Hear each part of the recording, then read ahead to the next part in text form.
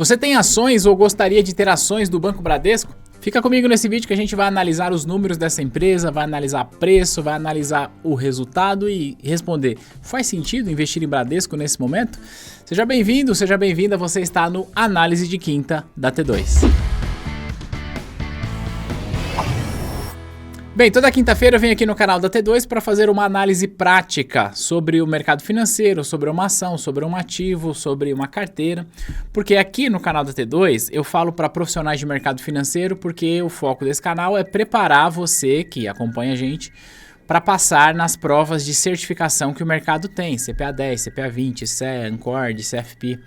Mas eu acredito que você será um bom profissional se você tiver a certificação e também tiver a prática. Por isso, esse quadro aqui. Tá bom? Então, se você é novo ou nova, vem fazer parte dos mais de 300 mil inscritos que esse canal tem pra gente aprender o mercado financeiro de verdade. Fechou? Olha só, eu preciso fazer uma justificativa antes de mostrar as coisas que eu separei aqui. A pauta do vídeo de hoje não era sobre Bradesco. A pauta do vídeo de hoje era, por solicitação de algumas pessoas que comentaram nos últimos vídeos, a comparação entre os bancos listados na Bolsa de Valores. Então eu comecei aqui a separar dados de Itaú, de Bradesco, de Santander, de Banco do Brasil. Semana passada eu falei só de Banco do Brasil. Mas eu confesso que quando eu entrei nesse universo mergulhando aqui, eu vi algumas coisas de Bradesco que me chamaram bastante atenção e eu pensei, esses pontos merecem um ponto específico, um vídeo específico. Tá aí o vídeo de hoje. Fechou? Bom, vamos lá. Eu estou aqui no site Investidor 10, que é o site que eu uso para fazer as minhas análises, tá bom? Se você quiser se cadastrar no site Investidor 10, o link está aí embaixo, é gratuito, tem a versão paga, mas também tem a versão gratuita, mas é um site que eu gosto, recomendo que você use, embora esse vídeo não tenha o objetivo de fazer propaganda, é só porque eu de fato confio na ferramenta, tá bom? Eu estava aqui analisando e aí eu comecei a olhar e fazer a comparação, né? A comparação direta que eu faria de Bradesco, eu faria aqui nesse próprio site que ele já faz a comparação com os demais bancos. Tá aqui, ó. A gente pode olhar aqui e abrir, até abrir aqui uma comparação detalhada e tirar. Então, eu quero tirar ou colocar outros bancos, eu posso fazer tudo isso aqui. Mas é o seguinte, eu vou colocar aqui só o Itaú, o Santander e o Banco do Brasil, para a gente falar de bancos que tenham o mesmo porte, tá bom? Vamos comparar só eles aqui, e aí a gente consegue comparar mais coisas se nós entrarmos na comparação detalhada. O fato que começou a me chamar a atenção é que sim, ele está negociando em bons preços, né? Preço sobre o valor patrimonial, que eu vou explicar com detalhes, mas quando eu fui abrir os números de Bradesco, e olhar para as fontes de receita dele, eu falei, parece que tem alguma coisa aqui. Então, olhando para esses indicadores aqui, tá? Quais são os principais indicadores fundamentalistas que normalmente as pessoas usam, tá? O preço sobre o lucro, que é o preço da ação dividido por o lucro por ação, ou talvez o preço da empresa inteira dividido pelo pelo lucro total. Na prática vai dar o mesmo resultado. Quanto menor for esse preço sobre lucro, a gente diz que, em tese, mais rápido o investidor teria o capital dele de volta. Então, quanto menor, melhor, mais barato seria aquela instituição. Outro é o preço sobre o valor patrimonial, tá? E o preço sobre o valor patrimonial diz pra gente quanto que aquela ação está sendo negociada em razão do seu valor patrimonial. Se você não entende isso, tem vídeo aqui no canal onde eu já expliquei isso. No vídeo do Banco do Brasil eu falei com mais detalhes, inclusive. Então, quando eu olho aqui, ó, Banco do Brasil está mais barato que Bradesco, por exemplo, e mais barato que Itaú e mais barato que Santander. Então, o Banco do Brasil sairia na frente. Mas, quando a gente vai analisar a empresa, é bom que a gente analise não só esses indicadores, mas também olhe um pouco para os indicadores qualitativos. O que está acontecendo com a saúde da empresa, com os dados? No caso de banco, como é que está a inadimplência? Qual que é a fonte de receita deles? Se você quiser entender mais sobre Banco do Brasil, semana passada eu fiz um vídeo bem completo para explicar por que o Banco do Brasil caiu tanto. Então, embora, se a gente olha aqui os indicadores fundamentalistas, quem que está melhor aqui, ó? Banco do Brasil, Banco do Brasil, Banco do Brasil, ó, 5 vezes aqui, ele aparece 6 vezes, enquanto o Bradesco tem menos. O Itaú talvez apareça ganhando aqui mais vezes, né? Mas o Itaú está mais caro, olhando para o preço sobre o valor patrimonial. Só que aí quando você olha os indicadores qualitativos da instituição, você vai perceber, por exemplo, que você vai entender o porquê que o Banco do Brasil está tão descontado, tão barato assim. Eu expliquei com detalhes no vídeo da semana passada, cujo card eu vou deixar aqui e o link também na descrição, tá bom? Então não dá pra gente simplesmente tomar uma decisão com base nesses indicadores. Fechou? Tá comigo? Beleza. Mas, olhando aqui especificamente para a Bradesco, vamos olhar para alguns indicadores. Nós temos aqui, ó, evolução de receita. Eu vou tirar todo mundo aqui, tá? Quero falar só de Bradesco. E a gente vê aqui, ó, uma perda de receita e uma recuperação importante aqui, tá? Evolução do lucro. Então, eu vou tirar aqui, tira, tá? E aí eu tenho Bradesco. Então, olha só o quanto que o Bradesco vem crescendo o seu lucro de 2023 para cá. Tá? Então ele teve uma queda significativa aqui, mas ele está em, digamos, franca recuperação. E para a gente olhar para os indicadores qualitativos, aí você tem que abrir o relatório da instituição. Por mais que eu goste do Investidor 10, ele não vai dar para a gente essa informação. Então eu fui lá no site de RI do Bradesco e baixei aqui a apresentação de resultados, sem muita tecnicidade. Eu vou passar por pontos importantes que eu gostaria, inclusive, de ouvir a sua... Ouvir não, né? Eu gostaria de ler a sua opinião a respeito, tá? Olha só coisas que chamam a atenção em relação ao Bradesco. Lucro líquido recorrente, ou seja, lucro que vem da operação, ou seja, não tem nada, nenhuma operação, nenhuma venda de ativo, é lucro do negócio mesmo. Mas o banco cresceu 40% em relação ao primeiro trimestre do ano passado. Um crescimento de 40% no lucro é algo muito significativo. E aí, conhecendo o histórico, o Bradesco sofreu significativamente bem com o problema das lojas americanas, tá? Ele era um dos principais credores das lojas americanas e isso deu um solavanco no banco, tá? Mas ele ainda tem um retorno sobre o patrimônio aqui de 14%, que está abaixo da Selic atual, mas considerando que a Selic está em fim de ciclo, e que talvez ela se mantenha aí em 14,75, que dificulta um pouco o negócio do banco, porque o custo da captação fica alto e o crédito também diminui. Mas considerando que daqui para frente, vamos dizer assim, é só para trás, no sentido de que a Selic tende a cair não tão rapidamente, tá? Que fique claro isso. Talvez a gente pode olhar para frente e dizer, opa, talvez tenha alguma coisa aqui, mas não é esse o principal ponto que me chama a atenção. Uma coisa muito legal no resultado de Bradesco do primeiro trimestre é margem financeira total de 13% ele cresceu, mas eu tenho aqui uma receita de prestação de serviço que cresceu 10%.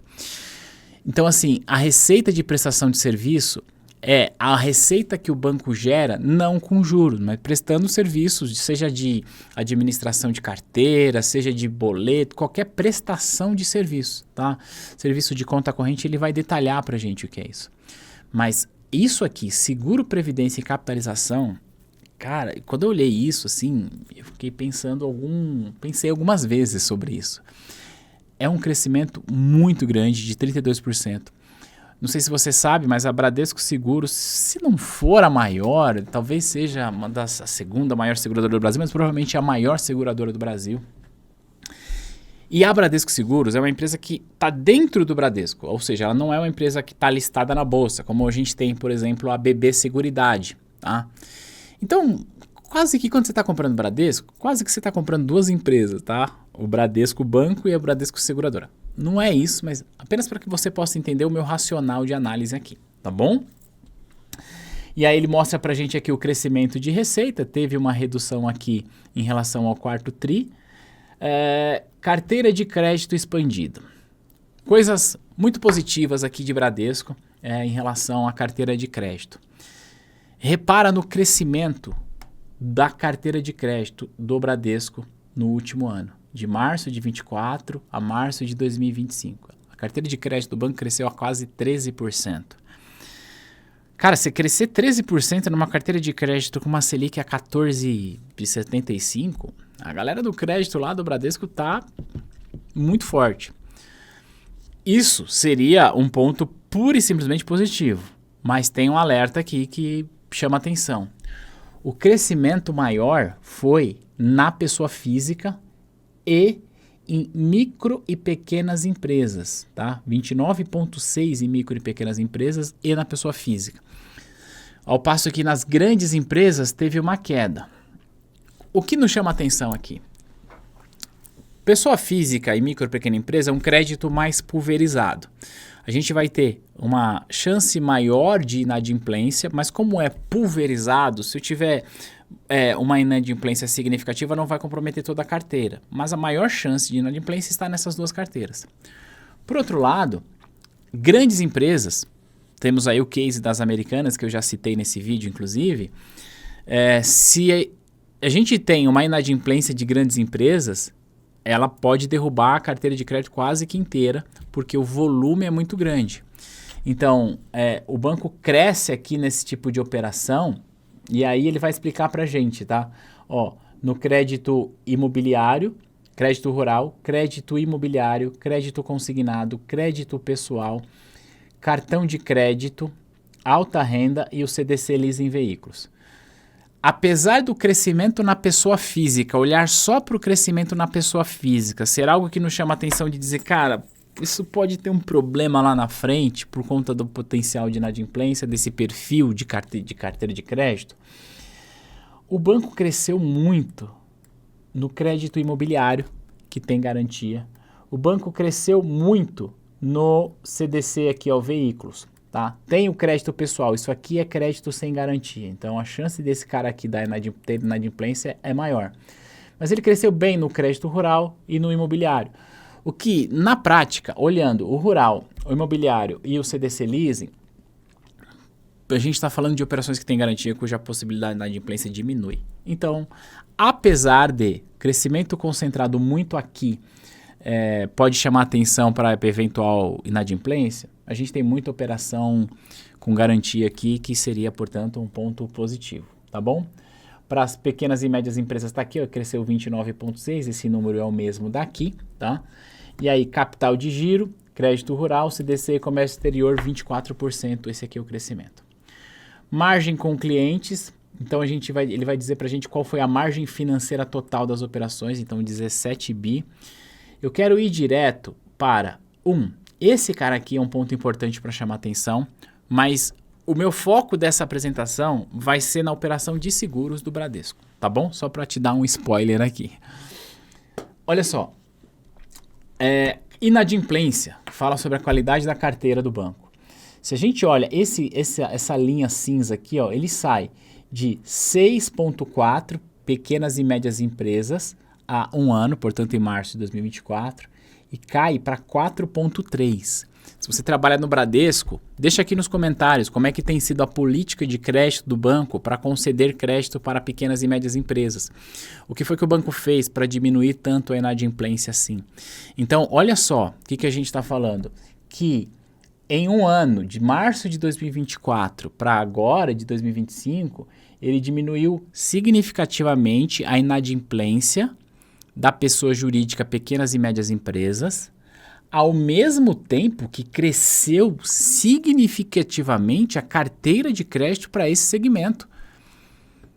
Então, olhando isso aqui, a impressão que eu tenho é que o banco talvez tenha ficado mais criterioso na concessão de crédito, na composição de garantias, e mesmo ficando mais criterioso na concessão de crédito e na composição de garantias, ele não diminuiu o ritmo, pelo contrário, ele acelerou muito na concessão de crédito. E, cara, você cresceu uma carteira de crédito, diminuindo a inadimplência, com Selic a 14,75, mais uma vez, a turma do banco tá mandando super bem lá, viu? Então, ótimo, esse aqui é um ponto significativo. Lembra que eu falei para você das Americanas? Olha só, em março de 2024, como é que estava a inadimplência de grandes empresas. Então ele sai de 0,6, cai e agora teve alguma coisa chamando a atenção aqui, tá?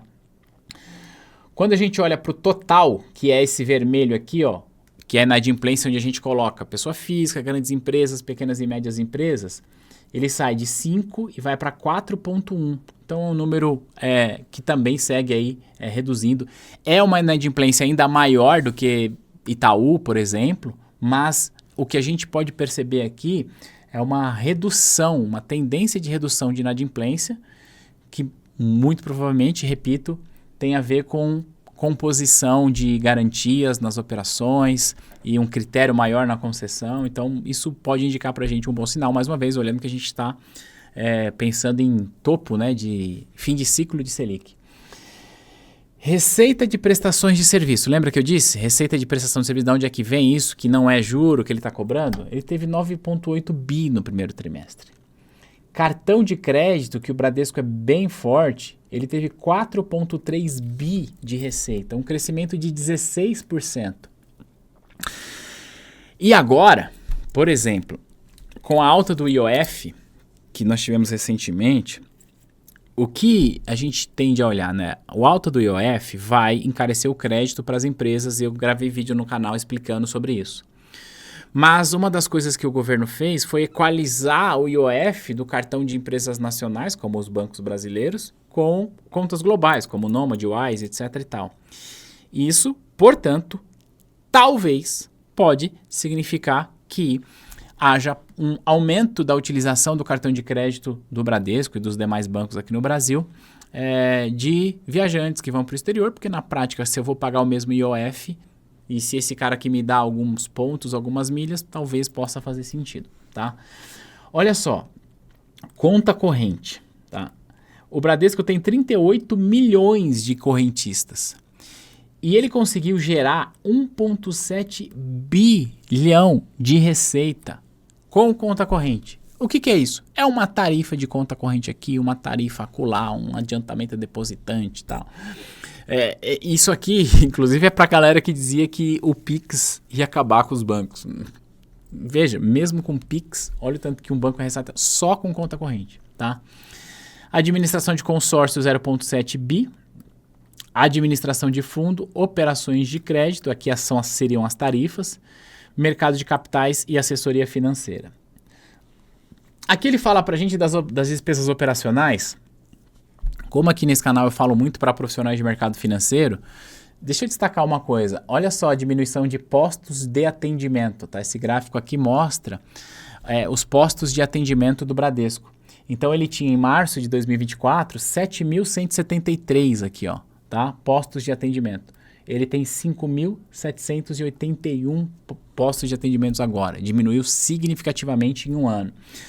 Isso significa, portanto, que se você trabalha no banco, você deveria se preocupar? Não. Isso significa que se você trabalha ou gostaria de trabalhar no banco, você precisa se especializar para atender o cliente, não em agências, mas em postos especializados, tá?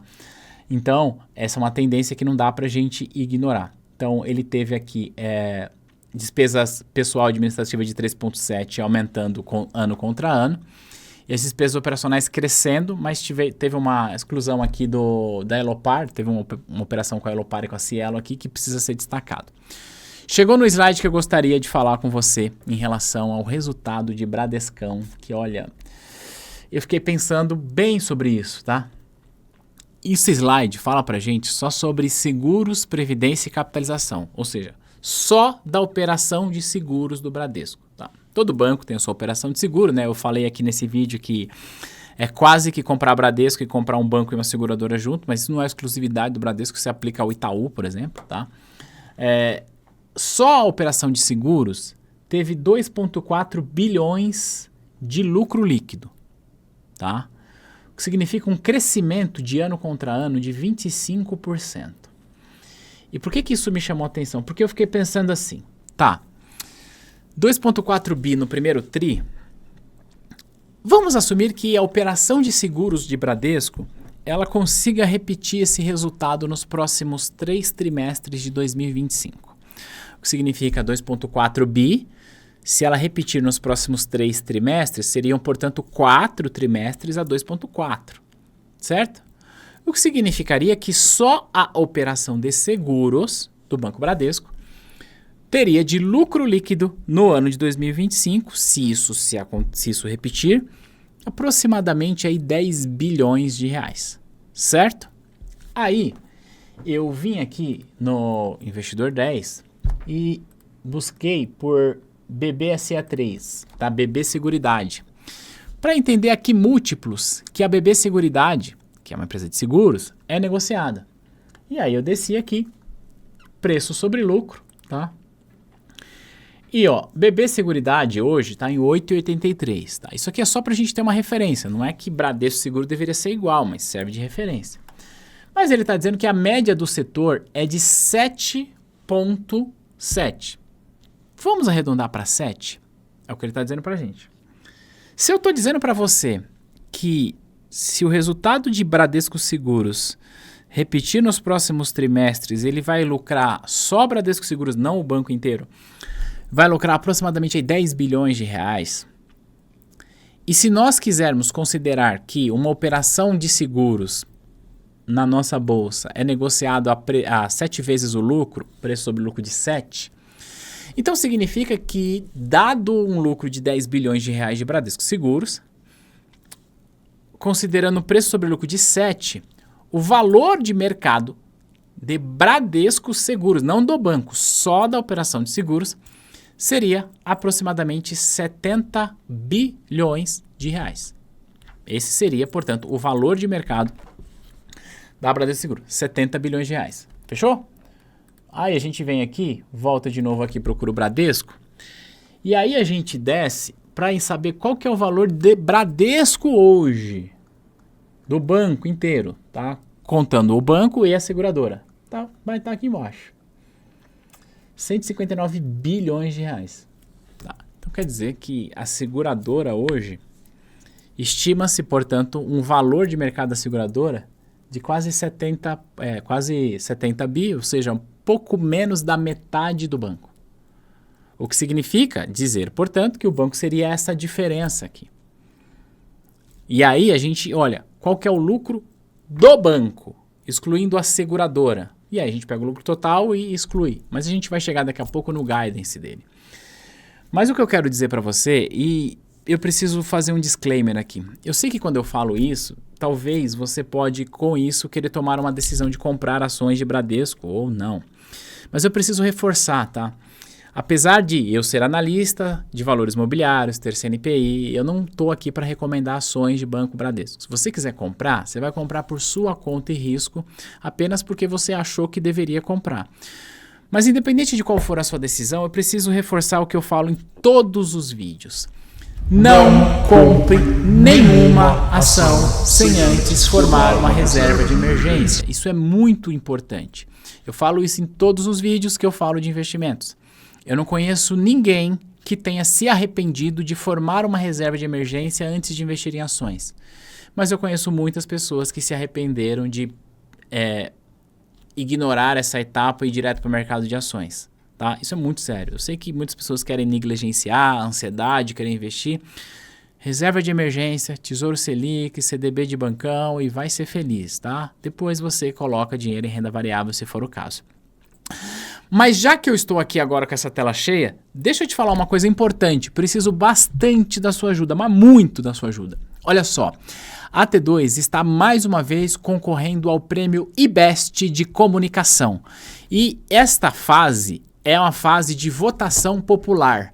Se você gosta do nosso material, se você gosta dos nossos vídeos, vota na T2 no Prêmio IBEST. É de graça, não custa nada. É só você clicar aqui embaixo no link do IBEST, vota. Vamos colocar a T2 entre as melhores empresas de educação da internet. Eu conto com o seu voto. Lembra, você pode votar uma vez por dia, tá bom? E você pode indicar, então indica esse link, pega o link, manda aí pra tua esposa, pro teu pai, pra tua filha, pra tua mãe, pro teu marido, vota aqui na T2, é legal, e aí a pessoa vota ali, é de graça, são 2 cliques, ajuda bastante a gente, tá bom? Então o link tá aí embaixo, combinado? Voltando aqui, eu estava dizendo, portanto, que só a seguradora do Bradesco, ela tem quase metade desse valor aqui, tá? Voltando aqui para nossa apresentação, se a gente está dizendo que a seguradora teve 2,4 bi, tá? E que o banco, a operação inteira, teve 5,8 bi, então vamos pegar aqui uma HP para a gente fazer essa conta junto, tá? Vou colocar HP aqui na tela, ó, FCLX, tá? 5,8, operação total, 2,4, subtrai. 3,4 é o lucro de Bradesco. 3,4 o lucro do banco, sem a seguradora, tá bom? Se isso se repetir, vezes 4, seria 13,6 de lucro do banco apenas, tá? E aí, mais uma vez, se a gente quiser usar os múltiplos do banco para isso, o preço sobre lucro de Bradesco hoje, tá? Estou fazendo uma engenharia aqui, tá? Só para a gente juntar Lé com Cré, não é que você precisa fazer isso todas as vezes. Estamos falando aqui, ó, em 7,9 de preço sobre lucro, né? Ó, vamos colocar aqui, ó, 7 multiplica, nem vai ser 7,9, seria 95, tá? Se eu pego quanto que deu lá da seguradora? A seguradora deu aproximadamente 70, não foi o que a gente viu? Então, se a gente soma aqui, ó, soma mais, 165 bilhões, né? Aproximadamente de valor de mercado. Então, há aqui um upside. Fazendo essa continha bem simples. Mais uma vez, isso vai acontecer? Eu não sei se vai acontecer. Mas o que eu posso dizer para você em relação ao Bradesco, assim, sem medo, o Bradesco vem em uma recuperação, porque ele sofreu bastante com inadimplência, a gente viu os números, e o Bradesco consegue rentabilizar muito o seu negócio com prestação de serviço, com seguro, o que deixa ele, digamos, menos necessitado de taxas de juros menores, porque ele vai rentabilizar de outra forma, ele rentabiliza com seguros, tá bom? Voltando aqui, e aí a gente olha aqui para a questão de dividendos, que aí eu queria chamar a atenção para esse guidance aqui, tá? O guidance é o que a instituição espera alcançar naquele ano, tá? Então, ó, a carteira de crédito expandida, a projeção seria de 4 a 8%. O que o banco observa no primeiro TRI é um crescimento de quase 13% aqui. Então, se o banco mantiver esse ritmo, tá? Ou ainda se ele desacelerar um pouco no ritmo de concessão de crédito, porque a gente viu ele intensificou bem, ele vai cumprir isso aqui. Ainda que ele desacelere, tá? Margem financeira líquida para o ano, 37 a 47 bi. Primeiro TRI, 9,6. Se a gente pega esse cara aqui, ó, FCLX, 9,6 Enter, 4 multiplica, 38 bi, que estaria dentro dessa margem aqui se ele mantiver a margem financeira. Receita de prestação de serviço. Foi o que eu disse, né? O banco consegue ter uma receita de prestação de serviço muito significativa. Despesas operacionais, ele esperava de 5 a 9 para o ano, ele teve 12, teve uma despesa muito alta, mas se ele for desconsiderar Cielo e Elopar, 8,8 está dentro. Resultado das operações de seguro, previdência e capitalização, 6 a 10%. Só essa operação cresceu 32% no primeiro TRI de 25 contra o primeiro TRI de 2024. Eu tô falando que se a seguradora for muito devagar daqui para frente, ela vai cumprir esse guidance, tá? Então, assim, mais uma vez, eu sei que falar essas coisas eu posso induzir você à compra, à venda ou qualquer coisa, e eu quero ter bastante responsabilidade ao dizer isso, mas olhando todos esses indicadores, olhando o histórico de preço de Bradesco, olhando que ele tem uma receita muito significativa de seguros, ele está num processo de recuperação significativa, de melhora na qualidade do crédito, mas sem diminuir o ritmo de concessão. E se eu olho a questão de preço, desde o último upside aqui, ó, o último preço dele, ele tem uma queda de 23%, então se ele caiu 23% desde o último preço ali, que foi em 2020, quanto que ele precisa para se recuperar aqui, ó, de 16 a 21? Vamos pegar aqui, ó, 16,02, não, peraí, é 16,02, Enter, 21,05. Ele teria 31% de upside para chegar no último preço dele, no seu topo histórico aqui. E aí a gente junta com alguns indicadores que a gente tem aqui, ó. Preço teto do método Bazin. Preço teto seria 16. Há um upside de 14%. O preço teto aqui em cima também tem, ó, metodologia de Benjamin Graham. Aliás, eu estou devendo um vídeo sobre Benjamin Graham. Deixa aqui nos comentários se você quer que eu faça ele. Preço justo segundo essa metodologia é 25, upside de 80%. Bem, como eu sempre falo, no curto prazo, eu não sei o que vai acontecer com o Bradesco. Pode ser que eu tô gravando esse vídeo na quarta, com a ideia de postar na quinta-feira. Pode ser que entre a hora que eu gravei e a hora que eu postei, saiu alguma coisa e as ações caíram muito e ok, no curto prazo é assim que funciona. Ninguém tem como saber o que vai acontecer no curto prazo.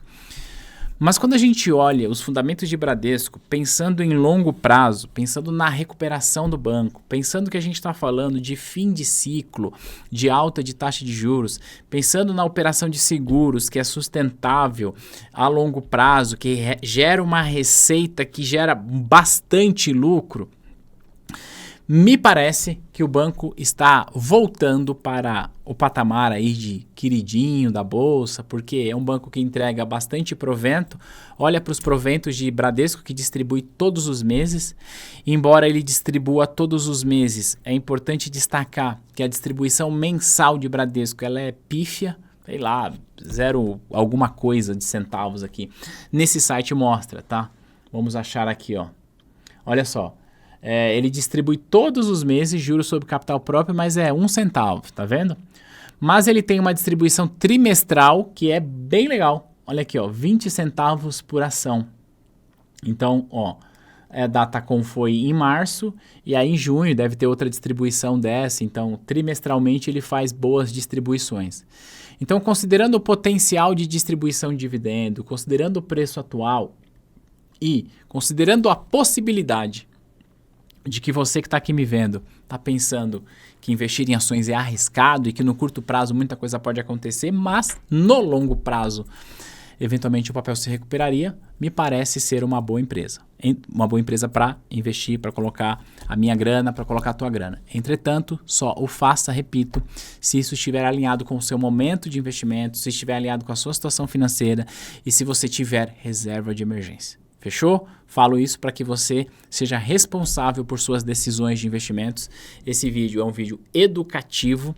Claro que eu sei da minha responsabilidade. Ao trazer esse tipo de material, eu posso influenciar você a tomar uma decisão, mas eu quero influenciar, se é que eu faço isso, sendo bastante pragmático e objetivo. Não faça nada com a sua grana só porque você viu eu falando ou qualquer outro influenciador falando. Faça com a sua grana aquilo que faz sentido para o seu momento. Não invista em nada antes de ter reserva de emergência, tá bom?